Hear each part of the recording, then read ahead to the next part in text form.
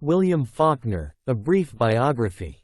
William Faulkner was an American writer and Nobel laureate, who is widely regarded as one of the greatest writers in Southern and American literature.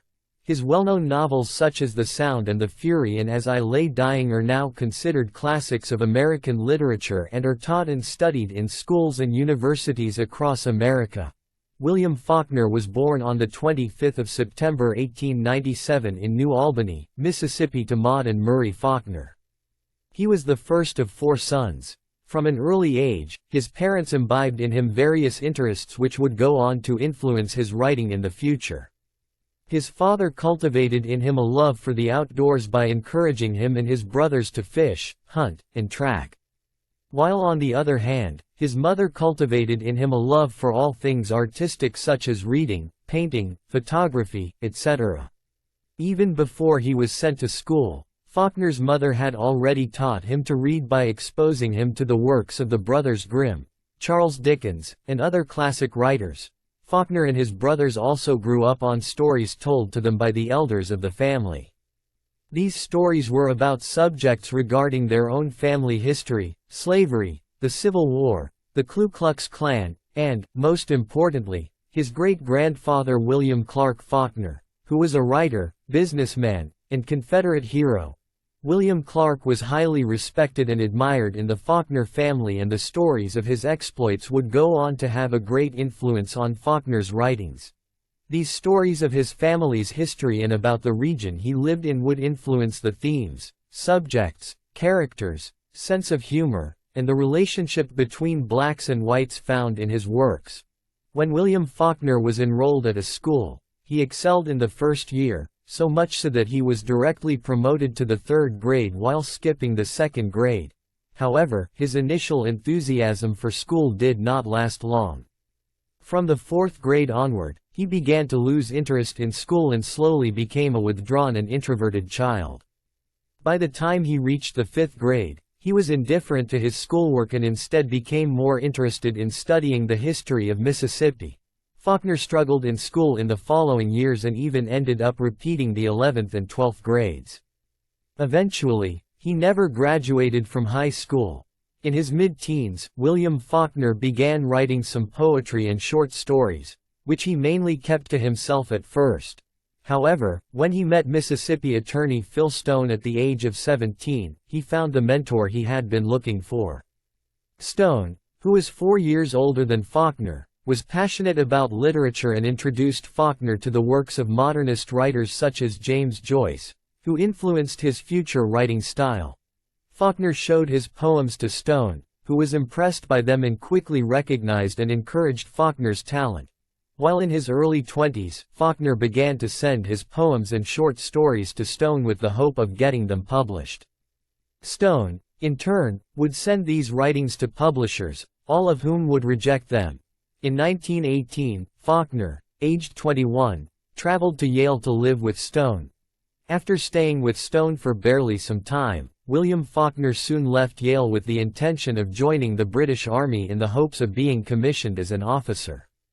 However, things did not go as per plan and he ended up joining the Royal Canadian Air Force with the help of a letter of reference and made his way to Toronto for training. Faulkner would later claim that he was a member of the British Royal Flying Corps and actively served in World War I after receiving cockpit training. However, as per official records, none of it is true. He would even often narrate fake war stories and show fake war wounds to his acquaintances. William Faulkner would later state that apart from his early readings of classics and the works of modernist writers like Joyce, he was also greatly influenced by the writers and poets of the Romantic era of the late 18th and early 19th centuries. These writers and poets influenced his early writings. In the year 1919, Faulkner, aged 22, enrolled at the University of Mississippi in Oxford, where he only attended 3 semesters before dropping out the following year. It is said that he did not care much for his classes and skipped them very often. Although he only managed to get a D grade in English, a few of his poems were published in campus publications. In 1922, Faulkner, aged 25, found his first minor success when his poem Portrait was published in the New Orleans literary magazine Double Dealer. 3 years later, the same magazine would publish his short story collection titled New Orleans. William Faulkner moved to New Orleans, Louisiana in early 1925, where he began living in the French Quarter among many other writers and artists. It was in New Orleans that he decided to shift his focus from writing poems to writing prose. Many of his short stories were published by the New Orleans-based newspaper The Times-Picayune. It was only after meeting and befriending fellow writer Sherwood Anderson, who by then was an established writer, that Faulkner decided to attempt to write his first novel Soldier's Pay. The writing style of the novel was similar to his short stories and to the writing style of his contemporaries F. Scott Fitzgerald and Ernest Hemingway. Anderson helped Faulkner in getting the novel published by recommending it to his publisher, and would do the same for Faulkner's second novel Mosquitoes as well. Soldier's Pay and Mosquitoes were published in 1926 and 1927 respectively. In the summer of 1927, William Faulkner completed his third novel, Flags in the Dust, which was his first novel set in the fictional Yoknapatawpha County. Faulkner was extremely proud of this novel and regarded it as a better work than his first two novels as it was inspired by the history and traditions of the South, which he knew and loved so much about. However, when he submitted the novel to his publisher, it was rejected, leaving him surprised and devastated. No other publishing houses were willing to publish the work as well. 2 years later, a publisher accepted the novel on the condition that it be heavily edited. Faulkner reluctantly agreed, and around 40,000 words were removed after the publisher was done with the editing. The novel was finally published in 1929 as Sertorius and was his first novel dealing with the Civil War period. After all the rejections he faced from publishers for his last novel, William Faulkner decided to ignore the publishers and became indifferent to them. Disenchanted and disappointed with all the rejections, he now gave himself complete freedom to write in any way he wanted without thinking about whether a publisher would accept it or not. This led to him writing his fourth novel The Sound and the Fury in an experimental modernist style, making use of different narrative styles, including the stream of consciousness style for which he would come to be known. Upon completing the novel, he told his agent that he would not permit any editing of the work, including the addition of punctuation for clarity and better understanding. The novel was published in 1929. Although it was not an instant success, it would go on to garner much critical acclaim and commercial success after the publication of his sixth novel Sanctuary. In 1929, William Faulkner, aged 32, married Estelle Oldham, who already had 2 children from her previous marriage. The couple would go on to have a daughter of their own in 1933. Faulkner now needed to earn more money in order to provide for his family. As he tried to establish himself financially through his writing, he also began working night shifts at the University of Mississippi Powerhouse. In 1929, while working at the Powerhouse, William Faulkner began writing his fifth novel As First Lay Dying, once again using experimental styles such as multiple narrators, varying chapter lengths, and stream of consciousness. The novel was published in 1930 and would go on to be considered not only one of his greatest novels but one of the greatest novels of the 20th century. Faulkner also wrote several short stories during this period which were published in various national magazines. This earned him some additional income to buy a house in Oxford, which he called Roanoke. When he bought it in 1930, the house was in despair and he renovated it himself. In 1931, his sixth novel Sanctuary was published. It was a commercial and critical success, making it his first real breakthrough in the literary scene. The novel is about the rape and abduction of an upper-class Mississippi college girl during the Prohibition era. The success of the novel also led to an increase in interest in Faulkner's previous novels, especially The Sound and the Fury. However, in spite of its commercial and critical success, Faulkner himself referred to it as a potboiler written purely for money. In spite of his newfound commercial success, William Faulkner still struggled to make a comfortable living as a writer during this period. He tried to sell the serialization rights for his newly completed novel Light in August to a magazine for $5,000, but no magazine would accept the offer. Faulkner was then in desperate need of money and had nowhere to go to get it. It was around this time that MGM Studios asked him to work as a screenwriter in Hollywood. He was reluctant as he did not have any real interest in Hollywood or movies in general.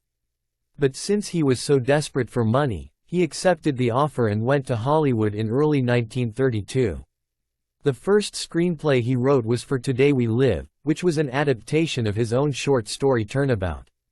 The movie starred Gary Cooper and Joan Crawford and it received a mixed response.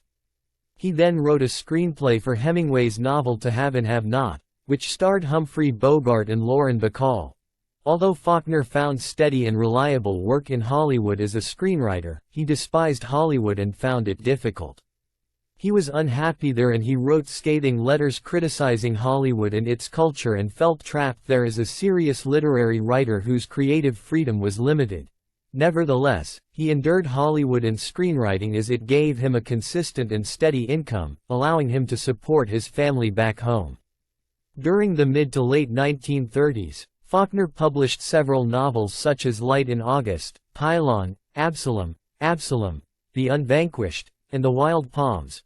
While the Second World War was in full swing, William Faulkner tried to enroll in the United States Air Force in 1942 but was rejected. Instead, he was given a post on the local civil defense. This period would mark the start of his creative slowdown. The war affected his enthusiasm for writing, and he would later describe war as being bad for writing, but this did not mean he stopped writing completely. In 1943, he began working on a novel that would be published a decade later in 1954 as a fable, which would go on to win the 1955 Pulitzer Prize and National Book Award after much controversy. In the meanwhile, his novel Intruder in the Dust was published in 1948, and Requiem for a Nun, which was the sequel to Sanctuary, was published in 1951. In 1949, Faulkner, aged 52, was awarded the Nobel Prize in Literature for his powerful and artistically unique contribution to the modern American novel. He was given the award at the following year's banquet along with the 1950 Nobel Prize in Literature winner Bertrand Russell. Although it was an honor to receive the Nobel Prize, Faulkner did not like the fame and attention it attracted. He went on to donate part of the prize money to a local Oxford bank, establishing a scholarship fund to help educate African American teachers at Rust College in Holly Springs, Mississippi, and another part of it to establish a fund to support and encourage new fiction writers. Before his death in 1962, Faulkner would complete his Snopes trilogy, which included The Hamlet published in 1940, The Town published in 1957, and The Mansion published in 1959. William Faulkner completed the first draft of his last novel The Reivers in the summer of 1961, and on 4 June 1962, the novel was published. It would go on to win the 1963 Pulitzer Prize for Fiction. On 17 June 1962, Faulkner fell from his horse and suffered a serious injury which led to thrombosis, the formation of a blood clot inside a blood vessel that obstructs the flow of blood through the circulatory system. On 6 July 1962, while at Wright's Sanatorium in Byhalia, Mississippi, he suffered a heart attack and died. He was 64 years old. Faulkner was interred at St. Peter's Cemetery in Oxford. William Faulkner is now widely regarded as one of the greatest and most influential writers of the 20th century, deeply influencing not just American literature but Latin American literature as well. Faulkner's use of the stream of consciousness technique, his experimental style with meticulous attention to diction and cadence, and his highly subtle, complex, emotional, cerebral, Southern Gothic, and grotesque stories of deeply flawed, vulnerable, and eccentric characters went on to have a tremendous influence on Latin American writers such as Gabriel Garcia Marquez, Mario Vargas Llosa, Carlos Fuentes, and Juan Carlos Onetti Borges. American writers such as Flannery O'Connor and Cormac McCarthy have also been influenced by the works of Faulkner. In France, Faulkner was and still remains highly popular and influential in the literary community, so much so that Jean-Paul Sartre stated that for the young people in France, Faulkner was a god. In 1951, the government of France made Faulkner a Chevalier de la Légion d'honneur, which is the highest French order of merit, both military and civil. He was also voted the second most popular writer in France in 2009, behind Marcel Proust. French writer Albert Camus even wrote a stage adaptation of Faulkner's novel Requiem for a Nun. Over the years, Faulkner's influence has spread and expanded all across the world. Several of his works such as The Sound and the Fury, As I Lay Dying, Light in August, and Absalom, often find themselves in various lists of some of the greatest novels ever written. His works continue to be adapted into plays and movies and are widely taught, studied, examined, analyzed, praised, and criticized by scholars, critics, students, and literature lovers in general.